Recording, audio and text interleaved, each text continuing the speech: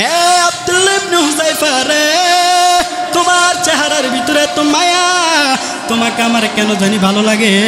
ওরে আব্দুল্লাহ ইবনে হুযায়ফা রে, তোমার ভিতরে এতটা মায়া লাগলো, তোমার চেহারা দেখে আমি নরম হয়ে গেলাম। যেখানে আমি অনুমতি দেওয়া দরকার ছিল তোমাকে দুনিয়ার থেকে বেকুসুর খালাস করে দেওয়া, কিন্তু না, আমি তোমাকে আদরের সাথে ডাইকা আমার কাছে বসাইছি। তবে তোমার সাথে আমার একটা কথা রে। আব্দুল্লাহ ইবনে হুযায়ফা বললেন, কি কথা বলেন? বলে, তোমাকে আমার এতটাই ভালো লাগে, তবে তোমার আমার এই সম্পর্কটা গভীর করা লাগবে। বলে, কেমন করে গভীর করা যায়? তখন ওই বাচ্চা ডাক দেয়া কয়, আব্দুল্লাহ, তোমার চেহারার মজায় আমি পাগল হয়ে গেলাম, তোমার চেহারার সৌন্দর্য আমি পাগল হয়ে গেলাম। অতএব তোমার সাথে আমি এমনটা ভালোবাসা পয়দা করলাম, এটাকে গভীরে ঢুকাইতে হলে তোমার কিছু শর্ত মানা লাগবে। বলে, কি শর্ত? ওরে আব্দুল্লাহ ইবনে হুযায়ফা, আমি হলাম এই দেশের রাজত্ব, আমি হলাম বাদশাহ। তুমি যদি আমার ধর্মকে পালন করো, আমি তোমাকে অর্ধেক রাজত্ব দিয়ে দেব এবং তোমাকে অনেক সম্পদগুলা দিয়ে দেব। আমার একটা সুন্দরী মেয়ে আছে, কন্যা মেয়েটা তোমার কাছে বিবাহ দিয়ে দেব। তাহলে আমাদের সম্পর্কটা আরো গভীরে ঢুকবে। আমাদের সম্পর্কটা গভীরে ঢুকার বাধা হয়ে দাঁড়াইলো। আমি বাদশা হইলাম খ্রিস্টান, তুমি হইলা মুসলমান, এজন্য আমাদের সম্পর্কটা গভীর হতে পারলো না। তুমি আসো, আমার ধর্মটা গ্রহণ করে নাও। তখন আব্দুল্লাহ ইবনে হুযায়ফা রাদিয়াল্লাহু তাআলা আনহু ডাক দিয়ে কয়, বাদশা, তুমি আমাকে রাজত্বের লোভ দেখাইলা, তুমি আমাকে সম্পদের লোভ দেখাইলা, তোমার সুন্দরী কন্যাকে আমার সাথে বিবাহ দিবা, এই লোভ আমাকে দেখাইবা। শুধু তাই নয় রে বাদশা, তুমি যদি দুনিয়াটা আমাকে দিয়া দাও, তারপরে যে আল্লাহর উপরে ঈমান আনছি, ওই ঈমান থেকে আমি বিন্দু পরিমাণ পিছপাও হব না। सूरज ने दिया अपना शुआओं का पैगाम, दुनिया है अजब सी जो कभी सुबह को बेशाम, दुनिया है अजब सी जो कभी सुबह को बेशाम, दुनिया में हो दुनिया का तलबगार नहीं हो, दुनिया की दुनिया का तलबगार नहीं हो, बाजार से गुजर हो खरीदार नहीं हो, बाजार से गुजर हो खरीदार नहीं हो, मकबूल तो है शाहजहां काबिल तो बहुत है, मकबूल तो है शाहजहां काबिल तो बहुत है, आईना के मनंदे तो नहीं दिल तो बहुत है, आईना के मनंदे तो नहीं दिल तो बहुत है। अल्हम्दुलिल्लाह, আমি আপনাদের সামনে মহাগ্রন্থ আল কোরআনুল কারীম থেকে দুইখানা আয়াতে কারিমা তেলাওয়াত করেছি।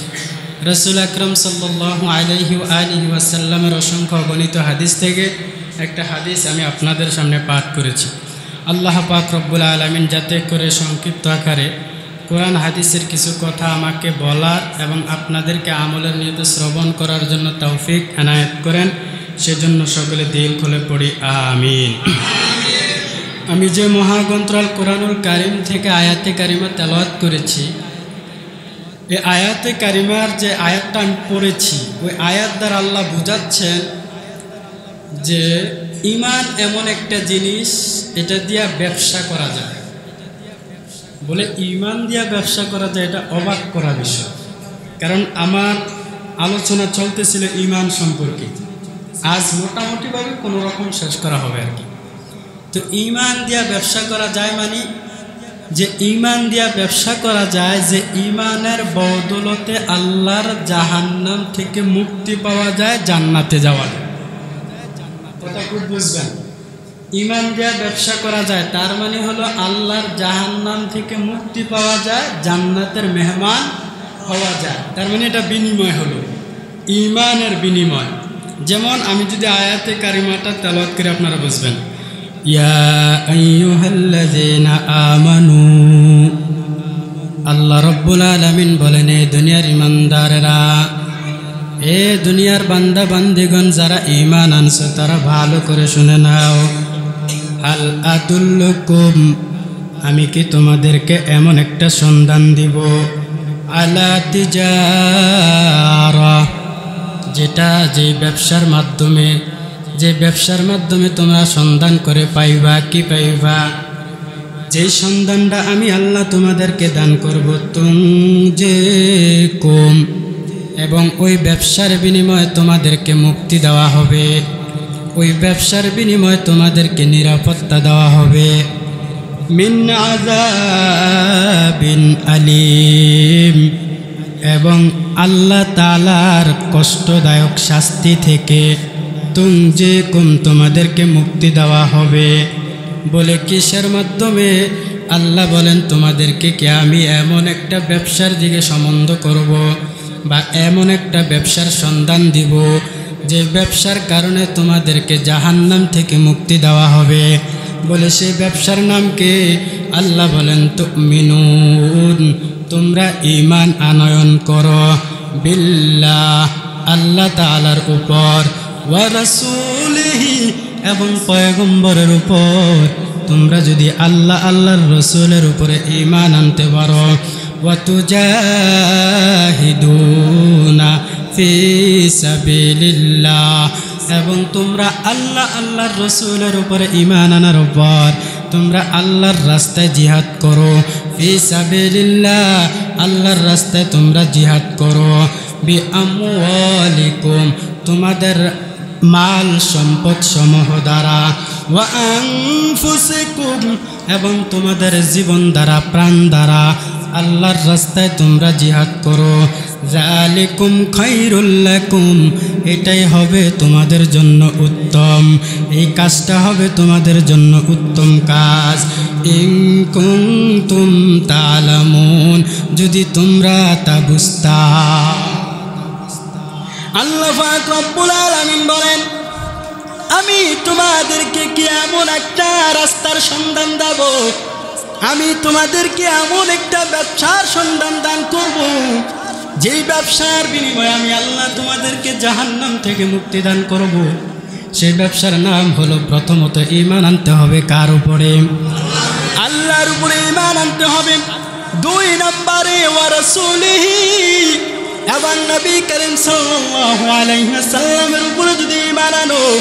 ওয়া তুজাহিদু ফি সাবিলিল্লাহ, এবং তোমরা জিহাদ করবা আল্লাহর রাস্তায়। বিআমওয়ালিকুম, তোমাদের মাল সম্পদ দ্বারায় আল্লাহর রাস্তায় যদি জিহাদ করতে পারো।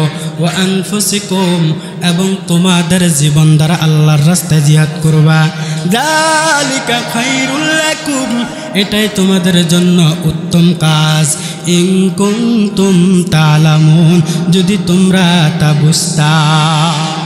যদি তোমরা তা বুঝতা, তাহলে ঈমান আনার পরে, আল্লাহর রসুলের উপরে ঈমান আনার পরে তার রাস্তায় মাল দ্বারা জিহাদ করা এবং জীবন দ্বারা জিহাদ করা, এটা যে কত বড় মহান গুণের কাজ, এটা যদি তোমরা বুঝতা, এটাই তোমাদের জন্য উত্তম কাজ। আমার নবী বলেন, আন আনাস রাদিয়াল্লাহু তাআলা আনহু قال, আনাস রাদিয়াল্লাহু তাআলা আনহু থেকে বর্ণনা, قال النبي صلى الله عليه وآله وسلم, আমার নবী বলেন, মান সাল্লা সালাতানা, যারা আমি নবীর মতো নামাজ আদায় করবে, সালাত আদায় করবে, ওয়াস্তাকবালা কিবলাতানা, এবং আমাদের কেবলাকে কেবলা স্বরূপ গ্রহণ করবে। নবী বলতেছেন, মান সাল্লা সালাতানা, যারা আমাদের সালাতের মতো সালাত আদায় করবে, ওয়াস্তাকবালা কিবলাতানা, এবং আমাদের কেবলাকে কেবলা স্বরূপ গ্রহণ করবে, ওয়া আকালা যবিহাতানা, এবং আমরা যে পশু জবাই করি তা ভক্ষণ করে, আমরা যে পশু জবাই করি তা খায়, মুসলমানেরা যে পশু জবাই করে তা ভক্ষণ করে। ফাযালিকাল মুসলিম, সে হলো মুসলমান। আল্লাযী লাহু, আর যে মুসলমান হবে, জিম্মাতুল্লাহ, তার জিম্মাদার আমার আল্লাহ হয়ে যাবেন। ওয়া জিম্মাতুর রাসূলে, এবং তার জিম্মাদার পয়গম্বর হয়ে যাবেন। তার মানে বোঝা গেল এখানে 3টা কথা বলেছেন। 1 নম্বর কথা হলো, মান সাল্লা সালাতানা, যেই ব্যক্তি আমি হাবিবের মতো আমাদের মতো সালাত আদায় করবে, ওয়াস্তাকবালা কিবলাতানা, এবং আমাদের কিবলাকে কিবলা স্বরূপ গ্রহণ করবে। ওয়া আকালা যবিহাতানা, এবং আমাদের জবাইকৃত পশু ভক্ষণ করে, মুসলমানদের জবাইকৃত পশু ভক্ষণ করে। এই তিনটা কাজ যে করবে ফাযালিকাল মুসলিম, সুতরাং সে হবে মুসলমান। আর সে যদি মুসলমান হয়ে যায়, আল্লাযী লাহু, আর তার জিম্মাদার হবেন জিম্মাতুল্লাহ, আমার আল্লাহ জিম্মাদার হবেন। ওয়া জিম্মাতু রাসূলি, এবং আল্লাহর রসুল তার জিম্মাদার হবেন। ফালা তাকফিরুল্লাহ, তোমরা ভঙ্গ করিও না, তোমরা অকৃতজ্ঞতা করিও না। জিম্মাতুল্লাহ ওয়া জিম্মাতু রাসূলি, আল্লাহর জিম্মা এবং আল্লাহর রসুলের জিম্মাকে তোমরা অস্বীকৃতি জ্ঞাপন করবা না। বলে এখানে আমরা আল্লাহ আল্লাহ রসুলের জিম্মাদারিত্ব অকৃতজ্ঞতা কিভাবে জ্ঞাপন করে। মনে করেন একটা লোক যদি চুরি করে, তাকে এলাকার মানুষ ধরে মারধর করতেছে। হঠাৎ করে যদি আমি রাস্তা দিয়ে যাইতেছিলাম, আমি এলাকাবাসীকে শান্ত করে বললাম, সাবধান, তাকে আর মারবেন না, তার গায়ে আর একটা টাচ দিবেন না। আপনারা বললেন না না, তাকে টাচ না করলে হবে না, কারণ সে প্রতিবারেই চুরি করে। তার চুরি করার কারণে এলাকার মানুষ শান্ত মতো ঘুমাইতে পারে না, অতএব তাকে মেরে ফেলতেই হবে।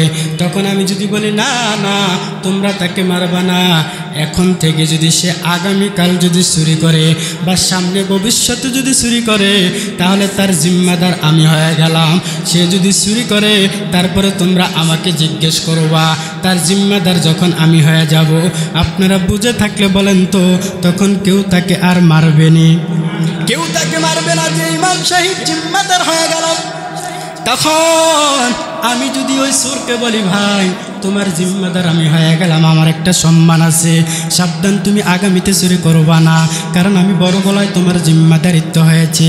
ঠিক তেমনইভাবে আমার নবী বলেন, আমার আল্লাহ তোমার জিম্মাদার হয়ে গেছে, আমি নবী তোমার জিম্মাদার হয়ে গেলাম। তোমরা যখন ঈমান আনছো, ঈমান আনার পরে আমাদের সালাতকে গ্রহণ করেছ, আমাদের কিবলাকে কিবলা স্বরূপ গ্রহণ করেছ, মুসলমানের পশু জবাইকৃত তোমরা ভক্ষণ করেছ। এই কাজগুলো যখন তোমরা করবা, তখন তোমাদের জিম্মাদার আমরা হয়ে যাব। বরঞ্চ আমরা জিম্মাদারি নেওয়ার পরে তোমরা সালাত থেকে দূরে সরে যেও না, তোমরা কিবলা থেকে দূরে সরে যেও না, তোমরা পশু জবাই করা থেকে দূরে সরে যেও না। তার মানে এগুলা তোমরা পালন করবা। আর এগুলা যদি পালন না করো, তাহলে আল্লাহ আল্লাহর রসুল যে জিম্মাদারি হলেন, এটা ভঙ্গ করা হলো কি হলো না? হয়ে গেল। কারণ পূর্বে যে তিনটা জিনিসকে আল্লাহর নবী আদেশ করলেন, ওই তিনটা জিনিস যদি আমার আপনার দ্বারা সহিহ মতো না হয়, আমার আপনার দ্বারা টাইম মতো ওই তিনটা জিনিস পালন করা না হয়, তাহলে আমরা আল্লাহ আল্লাহর রসুলের জিম্মাদারিকে অস্বীকৃতি করলাম কি করলাম না? অবশ্যই করলাম। এজন্য এগুলা থেকে দূরে সরা যাবে না। আল্লাহর নবী বলেন, তোমার জিম্মাদার যখন আল্লাহ হয়ে যাবে, আমি নবী হয়ে গেলাম, তখন ওই বান্দার কোনো আর চিন্তা থাকবে না, ওই বান্দার কোনো আর পেরেশানি থাকবে না। কারণ যেখানে নবী জিম্মাদার, যেখানে আল্লাহ জিম্মাদার, সেখানেই কোনো বান্দার টেনশন হতে পারে না। কারণ দুনিয়ার সব যদি আমার পক্ষে হয়ে যায়, আল্লাহ যদি আমার বিপক্ষে হয়ে যায়, তাহলে আমার কোনো কিছু আসে যায় না। আর যখন আমার আল্লাহ আমার পক্ষ হয়ে যায়, দুনিয়া আমার বিপক্ষ হয়ে যায়, তাহলে আমার কোনো টেনশন করা লাগে নয় কার না। এজন্য ভাইরা আমার, আমি বলতে চাইলাম যে আল্লাহ বলছেন ঈমানের কারণে আল্লাহ জাহান্নাম থেকে মুক্তি দান করেন। ঈমান এমন একটা মজবুত জিনিস। আব্দুল্লাহ ইবনে হুযায়ফা রাদিয়াল্লাহু তাআলা আনহু, কেমন সে আব্দুল্লাহ ইবনে হুযায়ফা, তিনি যখন যুদ্ধের ময়দানে গেলেন, রোম সম্রাটের মধ্যে যুদ্ধের ঘোষণা হয়ে গেল। আব্দুল্লাহ ইবনে হুযায়ফা রাদিয়াল্লাহু তাআলা আনহু, ওমরের ঘটনা, ওমরের কালে এই ঘটনা ঘটেছিল। তখন খ্রিস্টান বাচ্চা ডাক দিয়া কয়, মুসলমানরা আমাদের ধর্মের ভিতরে আইসা কালেমার দাওয়াত দেয়, আমাদের ধর্মকে তারা মাইনাস করে তাদের কালেমার দাওয়াত দেয়। না না, এটা করা যাবে না, তার উজিরকে লাগাই দিও, যাও যাও। এই কথাটা বলা হয়েছে আল বিদায়া ওয়ান নিহায়া কিতাবের মধ্যে, ঘটনা উল্লেখ করা হয়েছে।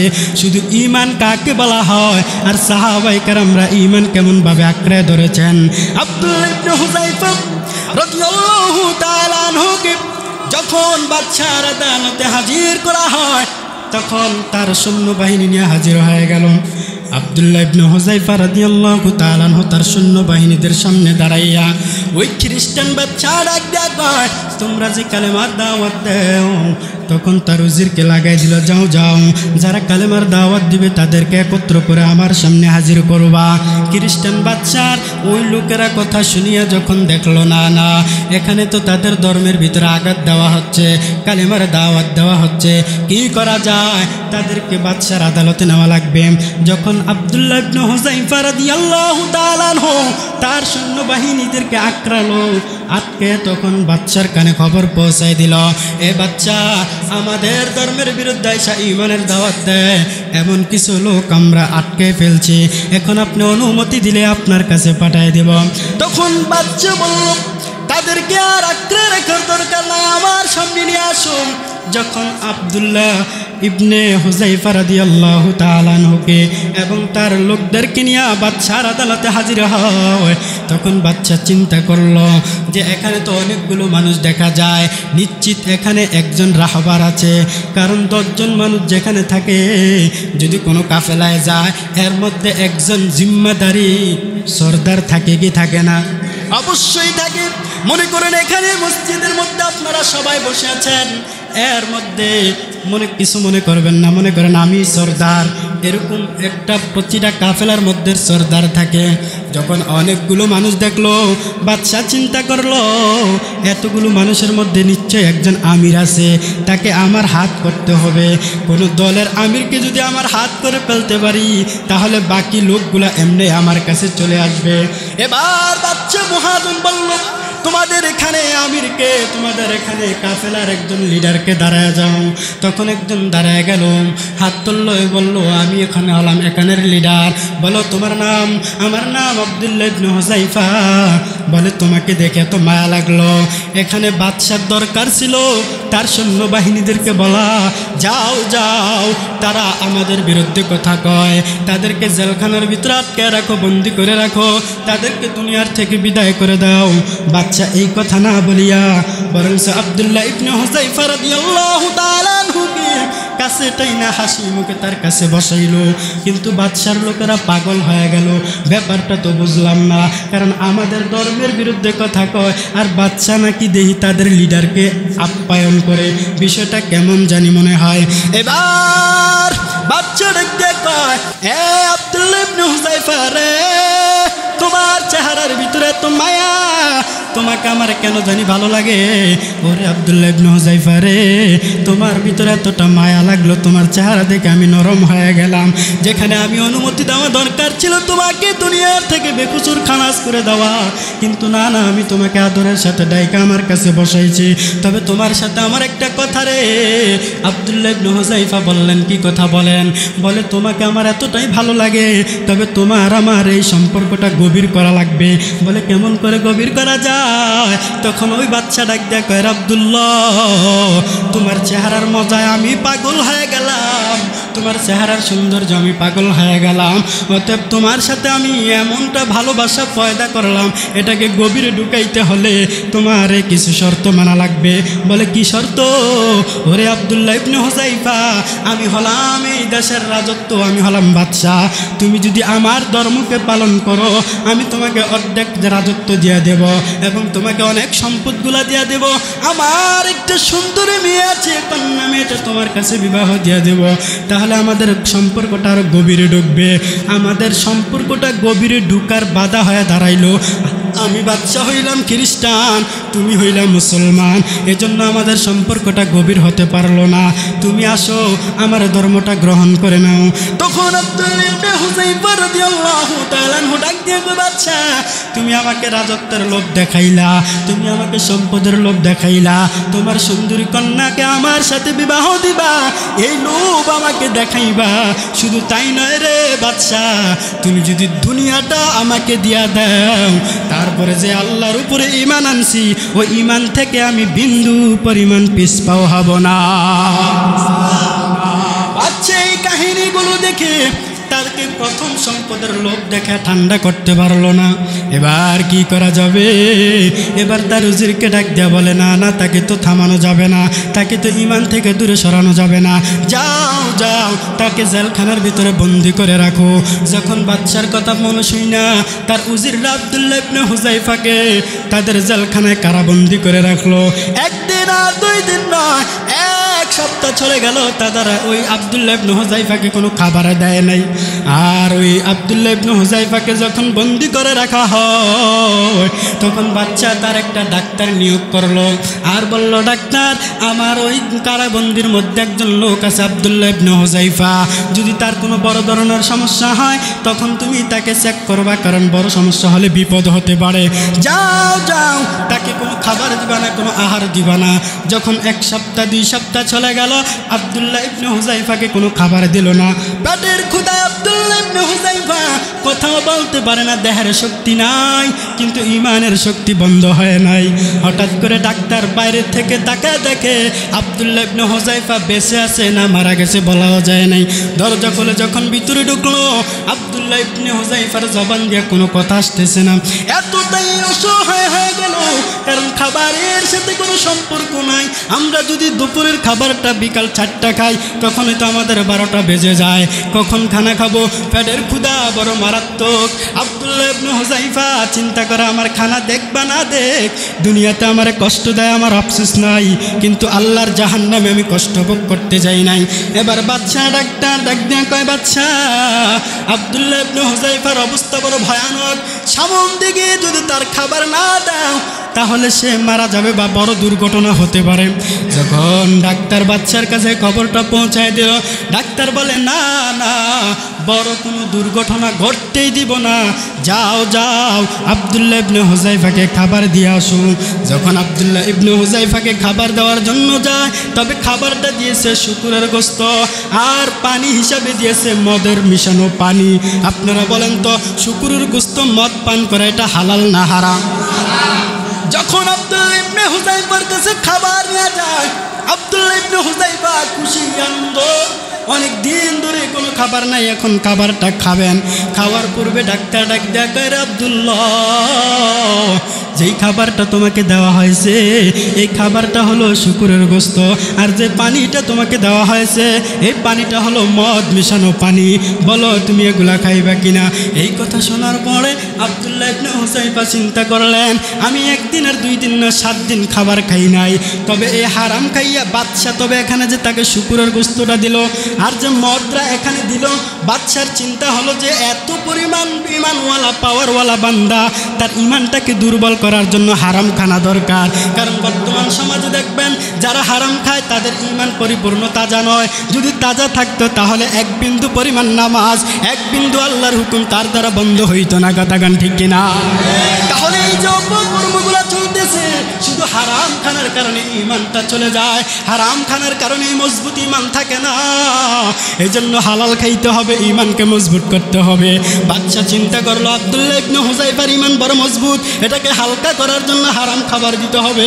আব্দুল্লাহ ইবনে হুযায়ফাকে যখন বলল এটা শুকুরের গোশত, এটা মদের পানি, সে চিন্তা করলো আমার দেহের শক্তি থাকবা না থাক, আমি প্রয়োজনে আরও খাবো না।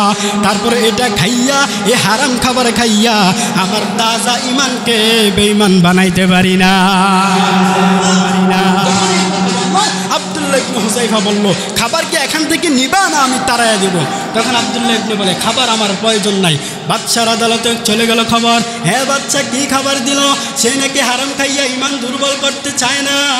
বাদশার মেজাজ আরও গরম হয়ে গেল, তাকে সম্পদের লোভ দেখাই ইমান থেকে আলাদা করতে পারলাম না, খানার লোভ দেখাইয়া তার ইমান থেকে আলাদা করতে পারলাম না, তাহলে তার এখন শাস্তি শুরু হয়ে যাবে। কি শাস্তি দেওয়া শুরু করবে? এবার শাস্তিটা হলো তার উজিরকে ডাক দিয়া বলল, তোমরা একটা আগুনের কুণ্ডলী সাজাও, এখানে বড় একটা পাতিল বসায় দাও, পাতিল বসাইয়া তৈলকে গরম করে নাও। তৈলের মধ্যে আব্দুল্লাহ ইবনে হুযাইফাকে ফালানো হবে। যখন আব্দুল্লাহ ইবনে হুযাইফাকে কারাবন্দি থেকে বাদশার আদালতে হাজির করা হয়, বাদশা ডাক দেয়া কয়, রে আব্দুল্লাহ, তাকে দেখ, এখানে উত্তপ্ত গরমের তৈল।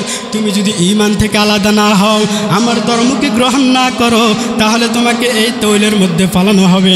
আব্দুল্লাহ ইবনে হুযাইফা রাদিয়াল্লাহু তাআলা আনহু বলেন, তোমার এই তৈলের গরম কিন্তু আল্লাহর জাহান্নাম থেকে বেশি বড় নয়, আল্লাহর আযাব থেকে বেশি কঠিন নয়। অতএব আমাকে যদি তৈলের ডেকে ফালায় দাও, আমার বিন্দু পরিমাণ আফসোস নাই। তারপরে যে আল্লাহর উপরে ঈমান আনছি, ওই আল্লাহর থেকে আমি বিন্দু পরিমাণ দূরে সরতে চাই না।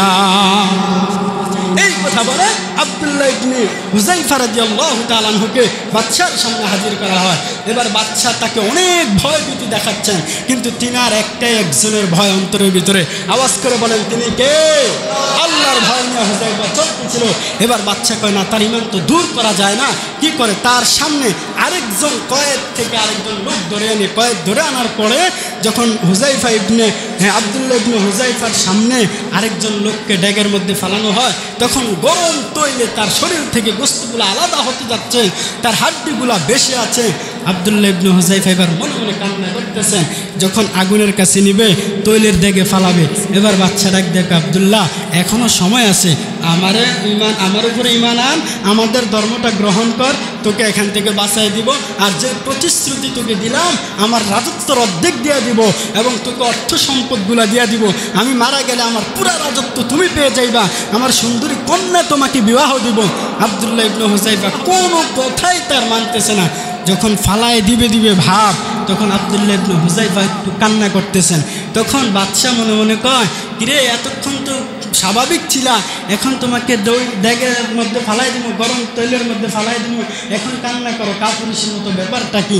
আব্দুল্লাহ ইবনে হুযাইফা রাদিয়াল্লাহু তাআলা আনহু বলেন, হে বাদশা, আমাকে এখানে পালাইবা এই ভয়ে আমি কান্না করি নাই, কারণ আমার ভিতরে ঈমান আছে। আল্লাহর নবী বলেন, তুফাতুল মুমিনিল মাউত, মাউত কাসিন কুল্লু নাসিন দাখিলো, মাউত কাসিন কুল্লু নাসিন দাখিলো, কবর বাইতিন কুল্লু নাসিন দাখিলো। ও বাদশা, তুমি আমাকে মৌতের ভয় দেখাও, আমি মৌতের ভয়ে কান্না করি নাই, কারণ আল্লাহর নবী বলেন, তুফাতুল মুমিনিল মাউত, মৃত্যুটা মুমিনদের জন্য একটা হাদিয়া, মৃত্যুর জন্য মুমিনরা কান্না করে।